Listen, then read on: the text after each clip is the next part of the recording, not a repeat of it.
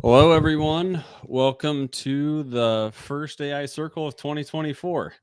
Feels weird saying 2024. But welcome, everyone. We'll have Kelly join us here in a second. First, I just hope that everyone had a great holiday season, a great end to the year. And I hope that your first week of 2024 has been a good one so far. In a minute, we'll have Kelly do his market update, as always. And if you guys didn't tune into the last mailbag at the end of last year, a few things are changing. So we're no longer allowing Kelly to stump us on his trivia questions. We're going to actually award our trivia winner as the person who asked the best questions. So what we're going to do is about 15 minutes of Kelly's market update and then 15 minutes of Q&A. It can be regarding our smart folios. It can be regarding, really anything in the financial services world. And we'll do our best to answer those. So with that being said, I'm going to bring on Kelly. Kelly, how are you doing today? Hanging in there? We got in time for overcoming our technical difficulties we always have of launching this Restream product. Hey, everybody, happy 2024. I guess, is that what we say? Happy New Year and all that other jazz. We'll talk about the markets a bit today in the beginning of this month and do a recap, of course, of 2024 because we didn't talk to anybody before the middle of December, I think was our last AI circle. So I think we can all agree that 2024 wrapped itself up to be a very good year for the market. The S&P was up 24%. The Dow was up 11 or so percent. The NASDAQ was up a whopping 40 some odd, 42%. All again, when you look at numbers like that historically, 10 years from now, we'll look back and say, hey, 2023 was a good year. However, those who experienced 2023 would say, was it really such a good year? It was a rabbit being pulled out of the hat in the last 2 months of the year with the largest rally over a 2-month period. Literally, in my lifetime, I even can't remember in 2008, 2009, when the market was really crumbling, when the volatility was enormous, to see moves that large over a single month's time. So the single, or especially over a 2 months' time, this is something I never saw in my lifetime. Interestingly, though, why did that even occur? Why, for example, in 2024, given all the backdrop, did we not even see one or more single days of Dow down over 1,000 points? 1,000 points in the Dow is nothing anymore. If you think about it, it's literally just a couple of percent. I'm sorry, 5%. It's not really much of a move at all. Sorry, not even that. Why? My mind is really bad. The Dow is priced at 3,700. So if we go down 720 points, we're down 2%. Go down 1,000 points, it's down 3%. Years ago, I remember the market moving 5-6% in a day. And yet I can't remember a month where it was up over 11%, like it was in November of 2023. I will look back in 2023 and remember it as the year that was because of the 7 stocks that make up the market. I also will look back on 2023, everybody, and I will recognize that investors no longer run the markets. And this was definitive proof. We've kind of all known this for years. The markets are now all institutionalized. And frankly, we're part of that. iFlip itself is actually part of an institutionalization of trading and investing. Why is this? This is because investors over the years have just learned to put their money in with either their advisor or products like ours, or just do it themselves if they can, and let it ride. Traders really don't trade anymore. There's no more really meme world where we're investing in AMC or things like that, looking for $5 stocks to become $30 stocks. We're in a different world. And when these institutions decide to buy, there's really kind of no stopping it. All the buying was done by mutual funds and banks and hedge funds, unwinding shorts or just putting on longs last year. And it all occurred in the 2 months when some event must have occurred, and I can't even recall the day or reason, that institutions made the macro decision that interest rates were going to fall 7 times in 2024. Now, we know that interest rates probably will come down this year, but it remains to see when Fed funds futures are predicting 3 rate cuts, but yet 7 rate cuts are already priced in. We always must caution against being too bearish and underinvested, but we can't also be foolhardy and always be fully invested, always expecting things like November and December to literally bail out an entire year. Remember, everybody, the Dow was down on the year in October, and that ended up 11%. Interesting things to look at. So here we are today. Let's take a look and let's quickly go through it. Dow basically on all-time highs. Here we are. We're on all-time highs. We are literally almost 3 standard deviations above a long-term 200-day moving average. Always concerning to me. If you look historically, always things stay inside of that, like inside of 2 standard deviations. We're at 3. No reason to be jumping into the market here, yet somehow institutions are still willing to buy it. Perhaps it's because, let's take a quick look here of other things they may look like.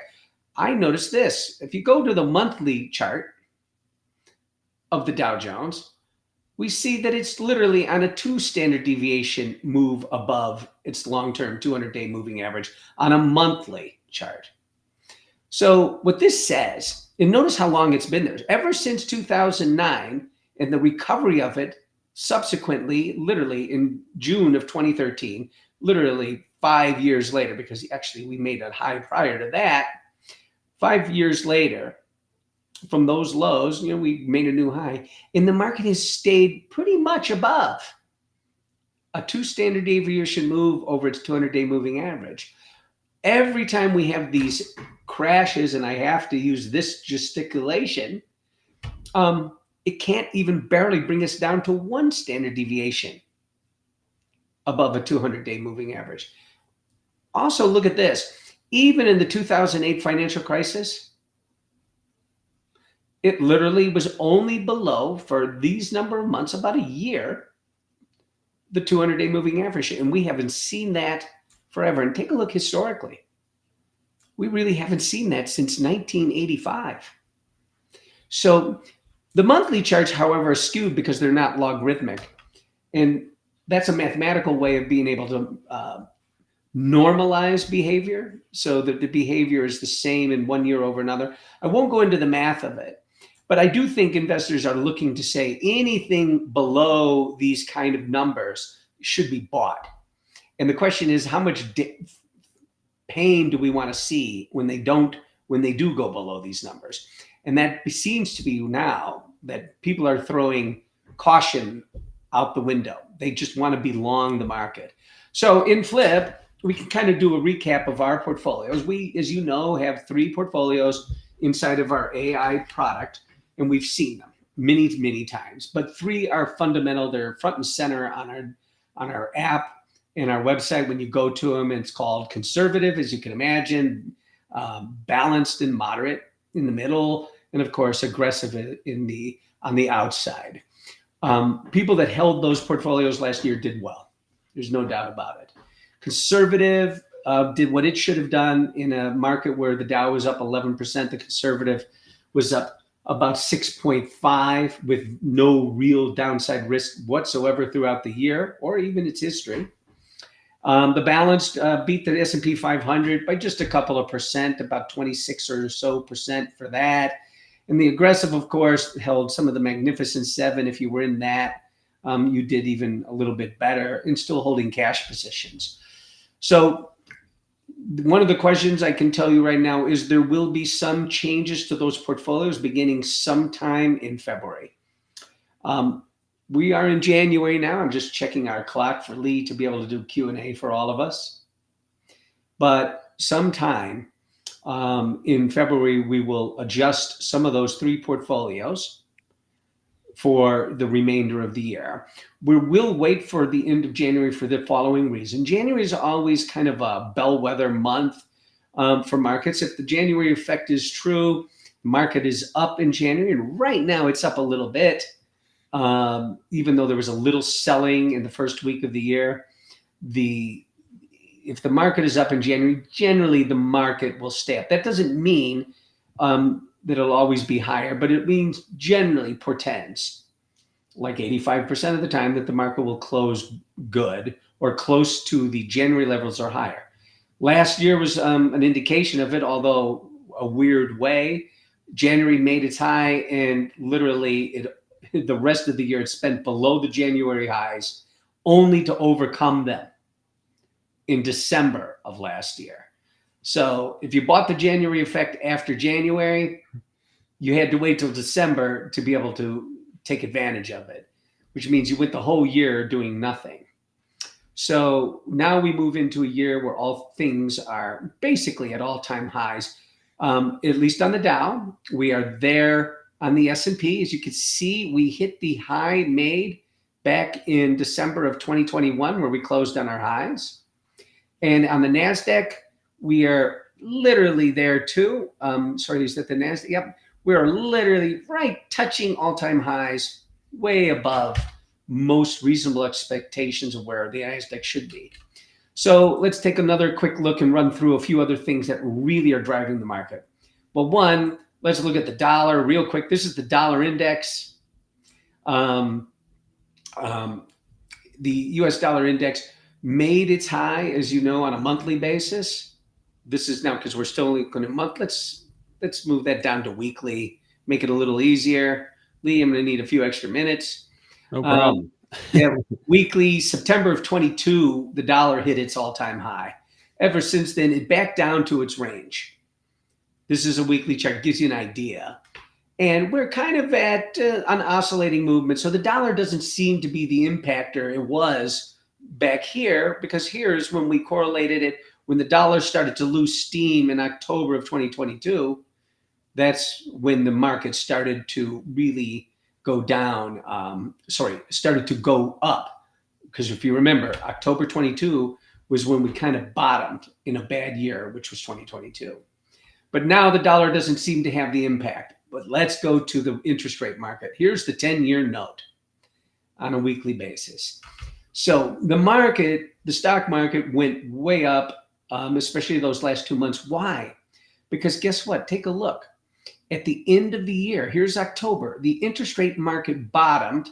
In other words, when you see these things going lower, this price going lower, which it has for a long time, it means interest rates are going higher. Remember, there's an inverse relationship between the interest rates, bonds, and stocks. So if the interest rates are going up, bond prices are going down, and vice versa.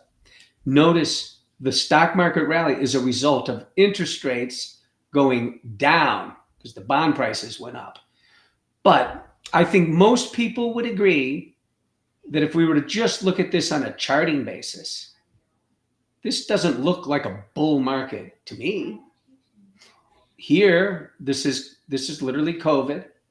Interest rates bottomed at essentially zero, and the interest rates have gone up ever since COVID. This little blip created all-time highs in the market.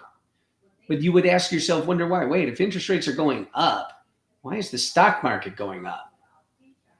Well, the stock market is always generally behind the interest rate market. It's forward-looking, I'll admit that. But really, the biggest money, the large capital flows are always in the debt markets.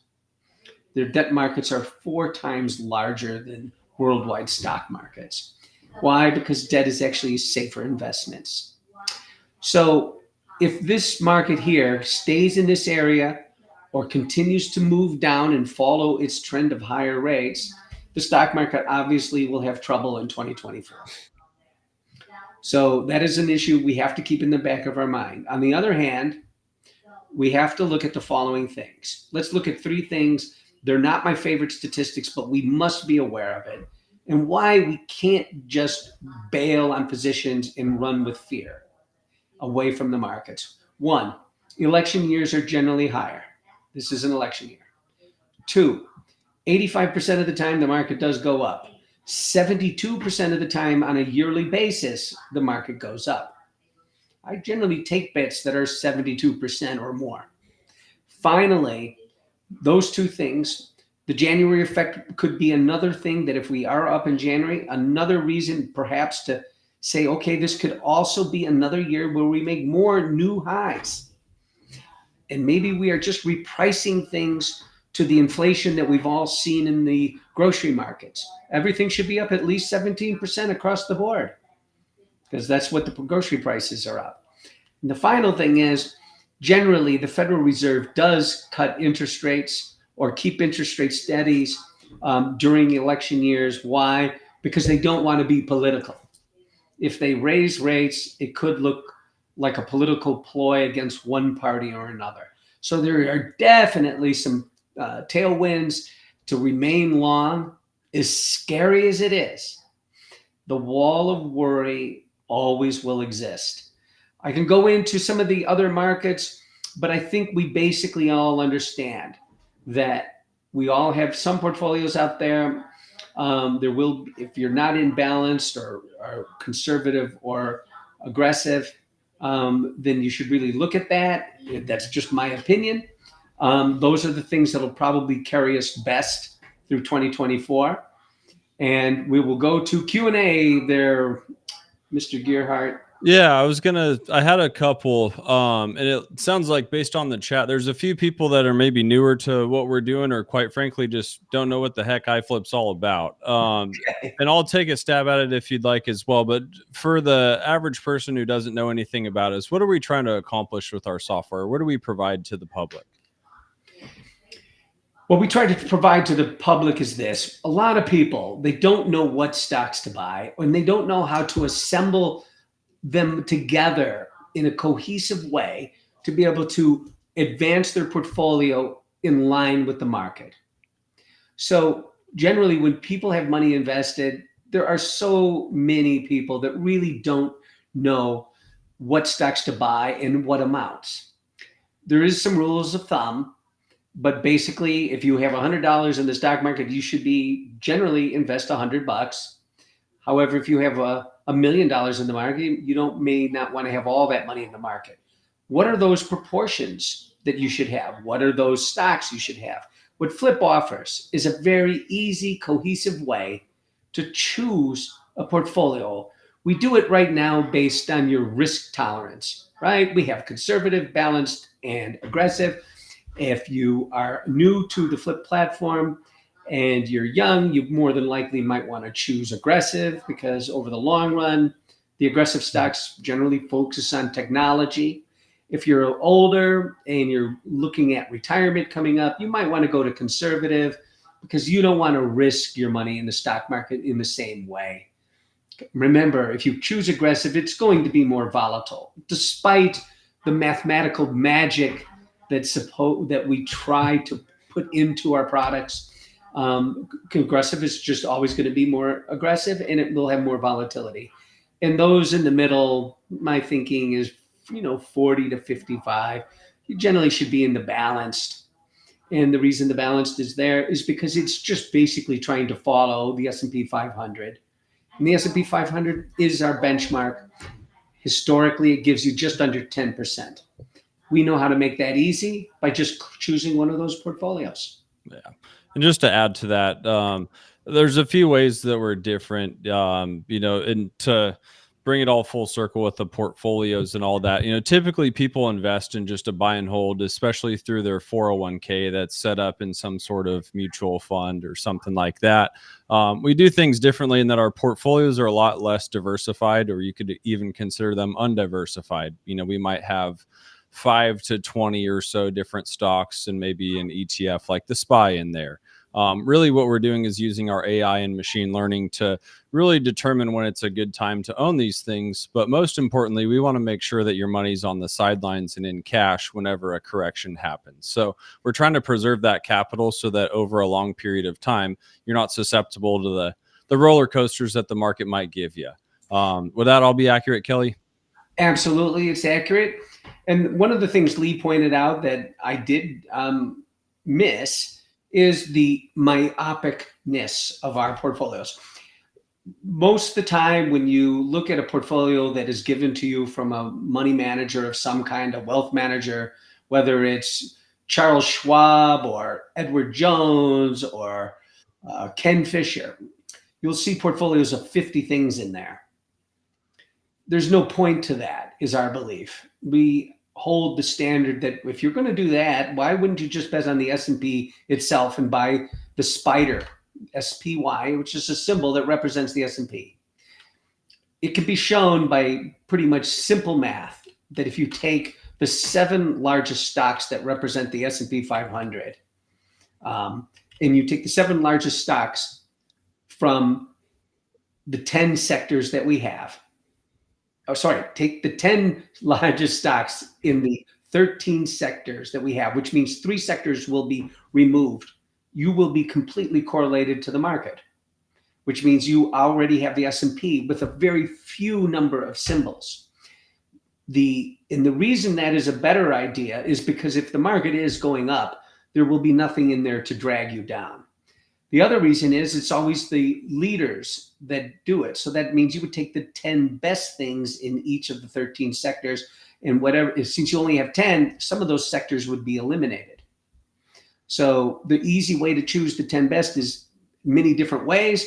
Well, I won't go into that, but our software does all these things for you. And that's why when you look at a flip portfolio, the maximum number of stocks you might see right now is in the balanced, and that's 19 stocks. That's all you need. Yep. And that includes the SPY too. And it does include the SPY. I'm going to try to go through these and make it make sense for the person who's maybe newer to us. So how do I start investing with AI? So on the platform, it's no different than a lot of other places in that we're going to set up a brokerage account for you, whether that's a retirement account or an individual / personal account. Basically, all that KYC identity verification stuff is all pretty much the same. But then when you get to the investing side, our bread and butter and kind of why we're around is, like Kelly put it, with the smart folios. Those are where basically the AI is going to do all the investing, if you will, for you. There is another side to the house where if you want to buy or sell something on your own, you can do that, but that's more of a complementary feature, I guess you could say. We're not here to be Robinhood, nor do we claim to be or any other place that you can buy and sell stocks. So, and this was Ethan's question. The short answer is basically get an account set up, get some money into it, pick whichever of those smart folios that you want, and then our AI can kind of handle the rest for you. Anything you really want to add to that, Kelly? I know it's a pretty nope, can't answer that. Cool. We got to Terry's question. Where there was another one early on. I wanted to save this one for after that. This is a good question. There's probably a lot of reasons to it, but someone before we actually started the live stream asked, "Why is this not available in the EU?" Kelly, you want to go for it? I certainly can answer that. Flip Investor is a U.S. company. Flip Investor is a U.S. broker-dealer. We do offer the ability within our platform to get some ADRs or stocks in that are traded in the European Union. But on the other hand, we focus our market to the U.S. domestic market. The expansion into Europe would be something we would look at in the future. But our company is just 6 years old or so, and with 6 years, there's plenty of market to address here in the United States before we have a way to be able to step into other markets. We do have customers from the EU, I will say that. However, we do not advertise there. We do not look to that market right now as an addressable one for us, just for business reasons. But by the way, of course, it's a huge market.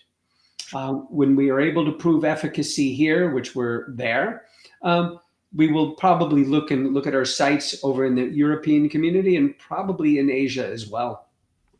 Yeah, and just to add to that, not that everything's totally different between us and the EU, but like I think of, say, even Canada, like we have IRAs. Canada has an RRSP and what's the other one? TSFA, I believe. So everyone in that regard with retirement accounts, they're all slightly different. It's probably too complex as a business to try to say everything about or get something for everyone in every single country. But to Kelly's point, we do have people around the world that use the platform. It can just be really difficult to get things set up for you. And there's also no guarantee that we can. Correct. I mean, remember the regulatory bodies that exist in other countries can be very, very onerous. The U.S. has a very open regulatory body. It's very understandable. We're here, so it's easy to deal with. But even just going across our northern border to Canada, the regulatory bodies change, and it becomes impossible to offer the product even in Canada. And the reason is because regulatory issues, are different in Canada. Right. There's 13 provinces. The provinces all think a little bit differently, and they Sure. have different demands on U.S. customers. So that's why you'll see a lot of U.S. companies, large ones, don't do business in Canada. Right. From Paul, a longtime customer of ours. I actually just met with him this earlier this week. So welcome, Paul. This one can be brief, Kelly. We kind of talked about it. But any new smart folios that are coming that you can think of in 2024? We're looking to build a couple that are, we're, first of all, the one main one that we should absolutely point out is I think everybody knows that there is a Bitcoin ETF coming out. We will build something to that. This makes it easy. The Bitcoin ETF will be a smartfolio once it is established through Blackstone. Blackstone is the provider of that. And the beauty of that is we've seen Bitcoin prices go literally last year up 73%. It was from 20, now it's actually more doubled. It's more than doubled because now we're at 45, 46,000 on Bitcoin. But we will have a Bitcoin product out, and it will be solely Bitcoin. It'll trade it on the margin, but it'll be a very efficient way to participate in Bitcoin. We will probably even add a small portion of that to all three of our main portfolios, conservative, balanced, and aggressive. And the reason is it is a decorrelator, which is something that actually smooths this performance of the markets. So we do want that. It's akin to what gold used to be as a hedge against your investments in stocks. So look for that. Look for changes in the existing portfolios as well. Yeah, you led perfectly into the next couple comments. I really liked those about the Bitcoin ETF. And I was actually just talking to a friend about it. And there's probably a way to quantify this, but you just can't quantify the amount of people that would invest into crypto if it was on, say, the New York Stock Exchange or something like that. Who knows how many people haven't invested in Bitcoin because they can't set up the wallets and all that stuff. So kind of curious to see how that affects Bitcoin and prices moving forward. Well, it already has. I think everybody would agree. There is a reason why the market has gone from 25,000 to 46,000. It's all, in my opinion, based on the news that it is going to come to Wall Street. Wall Street will accept it begrudgingly by many managers, like a Jamie Dimon, the CEO of Chase, is very anti-Bitcoin. So is Gary Gensler, the chairman of the SEC. However, they just can't deny it. It is no longer past denial. We are moving into a new paradigm of currency. This is part of it. This is what a younger generation wants. It is a way to address a distrust in the banking systems around the world. And therefore, it's not about people like me who have had careers on Wall Street that didn't understand products like these. It is now up to a younger generation that will embrace these kind of things. And now that they will be accepted by regulators means there's easier access to these markets. You don't have to open up an account with Bitcoin or Binance or Coinbase. You don't have to have a wallet. You just have to have money, a brokerage account, and then you buy it. Yep. That's real easy. People understand that. And guess what? Now it's efficient. You don't have to pay 1% in to get in and another 1% to get out. You're going to do it on the cheap. That's Right. why the market in Bitcoin has gone up. And folks, it's going way higher, way higher. So that's why we're going to add it to our products. It'll be a great decorrelator. And when it comes out, we will make an announcement. Yeah. And we always say it, but we're by no means advisors, nor can we legally give you any advice. And this question kind of gets close to that. But just, Kelly, if you could opine on this, if someone had a lump sum of cash to invest, would it be best to dollar cost average to enter the market? I know we do it a little bit differently, but I don't believe in that. yeah. So, dollar cost averaging is the idea, and it comes from this concept. If the markets are always going up, or they will go up over time, and they have proven that, dollar cost averaging is the way you buy every month. Generally, people make contributions to IRAs or their accounts on a monthly basis. In effect, when you do that, you are dollar cost averaging. Some months there'll be higher prices and you'll pay more for them. Some months they'll be lower, but at the end, you have a dollar cost average. My belief is that you don't do this. You own stocks and you hold winners as long as you can, and you let go of losers. You do not assume that a losing stock should be bought at a lower price, so I have a lower cost basis. If losing stocks are losing, let's sell those and buy winning stocks. Right. So there's a mathematical reason to do it, and it's hard to explain, but I would recommend that people look up something, by the way, not because of my name, look up something called the Kelly ratio. And you will find what that math is. And it's essentially the way to invest so that you can avoid risk of ruin. So if you Google it, you'll see it's a formula. Many gamblers use it. And it is a way to be able to place your bet. So I would encourage anybody about dollar cost averaging to take a look at that, which is a mathematical approach to investing. Cool. And last question, and I'll just answer this one. And Kelly, I'm going to let you pick the winner tonight. And just to recap for everyone, instead of doing trivia from now on, because we want to really answer the questions that you guys have for us, how we're doing the winner is whoever asks the best question, whether it's the most thought-provoking, whether it was the best received one, whatever, however you want to qualify it, we're going to reward that person with the $25 Amazon gift card. So Kelly, feel free to look through them if you'd like. And for us to answer your question, there's not really a maximum that you can put in the portfolio from like a dollar amount perspective. On the flip side of that, every smartfolio that we offer has a $500 minimum investment. So this might be obvious, but we do have things fractionalized. So I always give the example back when Amazon was $3,000 per share, that could drive the portfolio minimum up pretty significantly. Now we can own, $25 worth of it. And obviously it's split a few times and it's not $3,000 anymore. But to give you the short answer, there's no maximum. The minimum is 500 though. Well, for me to finalize and answer who I think had the best question, first of all, there's a lot of questions in there that I would look at and say they're all good. Yeah. I have to say that given my nature, dollar cost averaging is a good question to ask.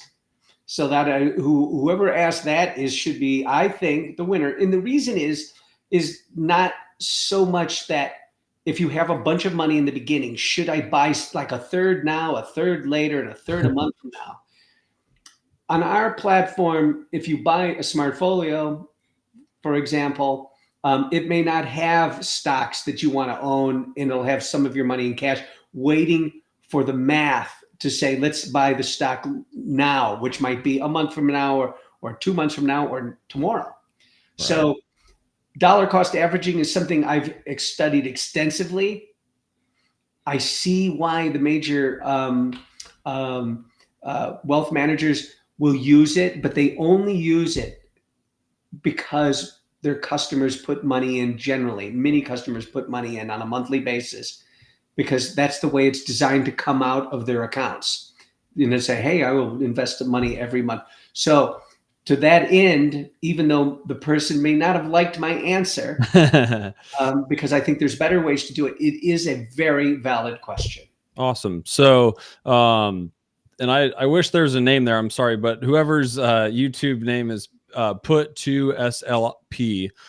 Here are a few directions for you. So to qualify, and just to step back, what the prize is for winning this is a $25 Amazon gift card. So barely missed that for the holiday season. If there's any last second prizes, presents you need to get, feel free to apply this towards that. But how we give you the $25 gift card is what you need to do is email mailbag@iflipinvest.com. And what you're going to email us is either your account number with iFlip, or even just, a screenshot of which smart folios you're using. So to qualify for this prize, you must be an iFlip user, and you also need to be in a smart folio. So you can either email it, or if you'd like to, you can always text us at 480-418-0575. There's the texting number. I can even put up the email again if you need it. But congratulations on the win. That's our first one of many, I think, for 2024.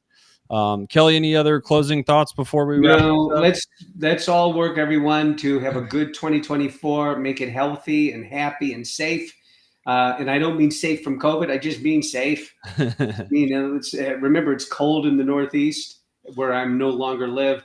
So try to avoid that, and let's just have a good 2024. I want the markets to be higher. I want our customers to make money, and I want to continue doing these AI circles and try to answer the best of my abilities anybody's questions about our product and or the markets. All the best, everyone. Happy 2024. Happy 2024. Thank you, everyone, for joining. Congratulations again to our winner. I wish I knew your name, but tune in 2 weeks from now. We'll have our next AI circle. And if you're just catching us at the end right now, this will be posted as a recording in a second. So have a great rest of your night, and we will see you guys again in 2 weeks. Take care.